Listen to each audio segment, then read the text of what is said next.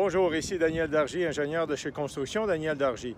Aujourd'hui, je désire vous parler du thème de fissures de fondation et d'efflorescence.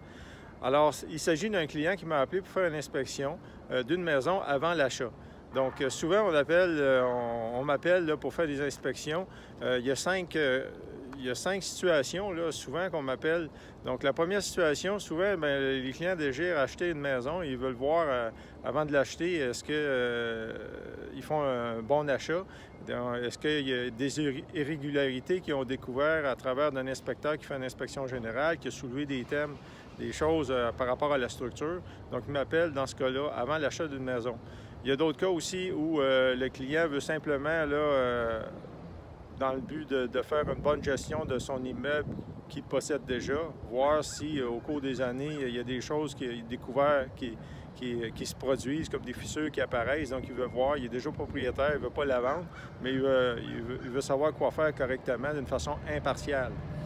Un autre cas aussi, ça arrive que les clients m'appellent parce qu'ils ont reçu une lettre, un avis de la ville pour des choses qui sont peut-être non sécuritaires, par exemple des fissures dans les fondations, des murs en ventre de bœuf, là, des briques là, qui se détachent. Donc, suite à l'avis de la ville, ils m'appellent pour faire une inspection parce que la ville leur demande une lettre de conformité ou une lettre d'un ingénieur. Il y a une autre situation aussi lorsque, par exemple, ils veulent faire l'achat, mais les compagnies prêteuses ou hypothécaires désirent un document de l'ingénieur pour voir si l'immeuble est un bon investissement, s'il n'y a pas des travaux majeurs à faire. Il y a aussi le cas des compagnies d'assurance qui demandent l'avis d'un ingénieur afin de renouveler l'assurance d'un immeuble. Donc, on va se rapprocher, si vous voulez, pour voir quelques petits points, puis dans quelle mesure c'est grave ou pas. Donc, ici, le client m'a appelé pour des fissures, comme on voit communément au-dessus de la fenêtre. Donc, souvent, là, dans les fondations, il s'agit quand même d'un immeuble de plusieurs années, là, probablement des années 30 ou 40. Donc, vous voyez ici, là, si on se rapproche au-dessus de la fenêtre, il y a un bon espace de béton, mais il y a une fissure ici. Cette fissure-là, là, elle ne se dégénère pas ici, là, dans la brique. Donc, on voit ici qu'il y a eu un cassement dans la fondation, donc une brisure dans la fondation, mais ça ne l'a pas dégénéré en haut. Il y a un petit aussi fissure dans la neige en haut ici. Mais ce n'est pas, en somme toute, catastrophique. C'est sûr que c'est une irrégularité structurelle. Il y a eu une brisure, mais ça ne l'a pas affecté d'une façon grave le reste du bâtiment là, en hauteur, sur le mur de maçonnerie. Donc moi, personnellement, c'est sûr que je vais relever que c'est un problème, mais pas majeur, et ça n'affecte pas non plus la sécurité des habitants. C'est sûr qu'éventuellement, si le client, ça dépend toujours là, du niveau là, de satisfaction du client, à savoir s'il veut quelque chose de number one, là, comme on dit, ou mais ça ne va pas affecter là, la sécurité des gens. Puis, bien sûr, s'ils veulent l'arranger, mais ça va être quand même assez coûteux parce que ce pas des choses qu'on met une plaque par-dessus ou encore, même, moi, je juge que c'est plutôt esthétique à ce point-ci. C'est quelque chose d'esthétique, même s'il y a une brisure structurelle. Pour arranger ça, bien là, ça va être correctement, ça va être assez coûteux si jamais ils veulent faire très bien. Il va falloir enlever toute la tête de la fondation, mettre de l'armature dans les côtés, puis refaire la tête. Donc, je ne pense pas que ça soit justifié compte tenu de la situation. Une autre chose aussi qu'on voit ici, c'est l'efflorescence sur le côté. Bon, comment ça peut s'être produit ici? Vous voyez ici dans le coin, il y a une conduite de gaz. Bon, il peut y avoir une légère émanation de gaz qui fait que ça produit une réaction. On voit souvent ça aussi dans les chambres électriques ou près des systèmes de chauffage à l'intérieur des maisons. Il y a un genre d'émanation gazeuse, là, puis que ça fait une réaction avec le bâton. C'est pas grave, encore là, c'est quelque chose d'esthétique.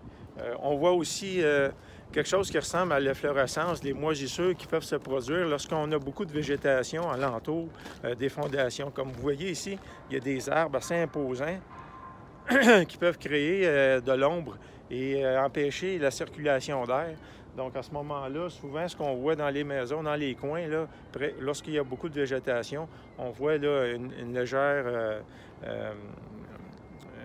moisissure, là, comme un petit peu là, de substance verte là, qui pousse là, alentour du mur de briques ou de fondation. Si on continue ici à côté, on va voir encore une fenêtre. Puis à côté de la fenêtre, encore une fissure. Bon, encore ici, vous voyez, en haut, ça n'a pas dégénéré. Moi, je regarde aussi l'année de la brique. On voit quand même que ce n'est pas une brique qui a été très récente. Elle est en très bonne condition. Ça l'a cassé, c'est vrai, mais c'est pas grave. Dans le but, moi, je conseille plutôt simplement d'injecter pour empêcher toute infiltration. Des petites fissures comme ça, c'est plus au niveau de l'infiltration. Donc, il y a différents degrés là, de réparation. La première, c'est empêcher l'infiltration. Puis, lorsqu'on voit que ça dégénère, puis ça peut produire des problèmes dans le bâtiment, bien là, on pense à des solutions plus importantes comme la réparation de la fondation ou encore, à la limite, aller jusqu'au pieutage. Mais c'est pour ça qu'on m'appelle comme ingénieur impartial afin de voir, c'est parce qu'on sait qu'il y a plusieurs entreprises qui font des pieutages, puis qu'ils voient une petite fissure, puis tout de suite, ils conseillent des travaux extrêmes là, de pieutage qui coûtent plusieurs dizaines de milliers de dollars. Bien, c'est pour ça qu'on m'appelle, c'est pour justement pour donner leur juste, puis de ne pas paniquer pour rien là, dans des situations qui n'en vaut pas la peine. On va regarder ici, il y a eu un agrandissement. Il y a eu un agrandissement ici à l'arrière.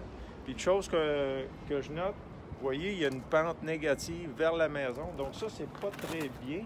Malgré qu'ici, là, il y a un défaut de conception parce que, vous voyez, la porte qui a accès est très basse. Donc, on ne peut pas remonter le terrain. Il va falloir prendre des précautions pour faire que le sol puisse bien absorber l'eau parce qu'ici, on n'a pas le choix. L'entrée qui est dans la partie de l'agrandissement, elle est trop basse. Donc ça, c'est un défaut de conception d'architecture.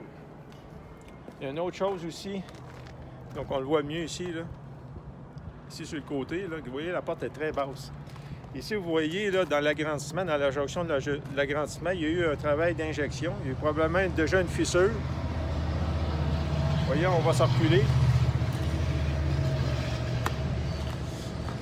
Comme ça. Vous voyez ici la partie plus basse et la porte qui est déjà plus basse. Donc, on ne peut pas remonter le terrain, sinon on va ensevelir la porte. Si on se rapproche là, du travail, juste pour voir, il y a un bon travail d'injection parce que suite à l'injection, on ne voit pas apparaître de fissure. Donc, ça a été quand même bien fait. Puis, dans le côté, on voit le joint qui est bien scellé. On peut se reculer vers l'arrière pour mieux voir l'agrandissement. Donc, en somme toute, on voit l'agrandissement. Il n'y a aucune fissure à l'arrière sur les fondations. C'est sûr que le revêtement ici ne permet pas de voir s'il y a du mouvement parce que c'est un revêtement léger, c'est pas en brique. La brique, elle, est plus responsive, comme on dit. On voit plus facilement s'il y a des fissures ou des mouvements. Mais, somme toute, là, c'est pas des problèmes majeurs. C'était quand même assez mineur. Donc, je pense que ça vaut la peine d'appeler un ingénieur avant de faire l'achat d'une maison, surtout dans un immeuble comme ça, quand il s'agit quand même de plusieurs centaines de milliers de dollars, là, juste pour se faire assurer, puis avoir l'heure juste, puis savoir quoi faire dans le cas de les prochaines étapes pour le bon maintien ou les réparations correctement, pour faire un bon retour sur l'investissement, puis pas dépenser pour rien dans des travaux qui n'en vaut pas la peine. Donc sur ça, ça m'a fait plaisir de vous commenter une petite inspection de bâtiment. N'hésitez pas à me contacter, Daniel Dargy, ingénieur pour construction Daniel Dargy. Vous pouvez voir plusieurs de ces vidéos-là sur le site web ingénieurstructurebâtiment.com ainsi que sur Facebook de Construction Daniel Dargy. Et bien sûr, si vous visitez YouTube en faisant Daniel Dargy ingénieur, vous verrez plusieurs thèmes d'inspection, que ce soit pour des fissures, des agrandissements, en hauteur, latéral, de sous-sol, de l'installation de poutres, de colonnes, toutes sortes de thèmes là, en rapport avec la structure des immeubles. Donc, merci de votre écoute et à la prochaine.